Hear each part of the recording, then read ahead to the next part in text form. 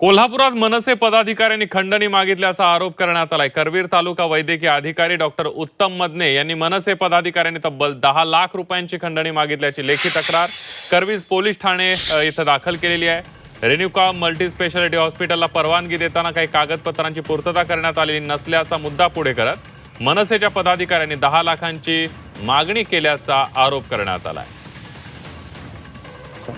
त्यामध्ये श्री प्रसाद पाटील मला मागच्या 30 तारखेपासून त्यांचा फोन येत होता की त्यांच्यावर कारवाई करा, त्यांच्या काही त्रुटी आहेत। आता काम करत असताना काही त्रुटी राहतात, प्रशासकीय वगैरे असतील काय, तर त्यांनी हा मुद्दा पकडून आमच्याकडनं बरेचसे जे कागदपत्र आहेत परस्पर आमच्या ऑफिसमधनं घेऊन गेले। आमच्या कर्मचाऱ्यांना दमदाटी केली आणि मला बऱ्याच वेळा तर 1-2 वेळा त्यांच्या संबंधित ऑफिसला बोलवण्यात आलं। तिथंसुद्धा मला थोडक्यात दमदाटी करून एका ठिकाणी बाहेर बोलवून त्यांच्या मोबाईलवरती त्या संबंधित डॉक्टरांकडनं पैसे घेण्यात यावेत असं पद्धतीनं मला थोडंसं सांगण्यात आलं।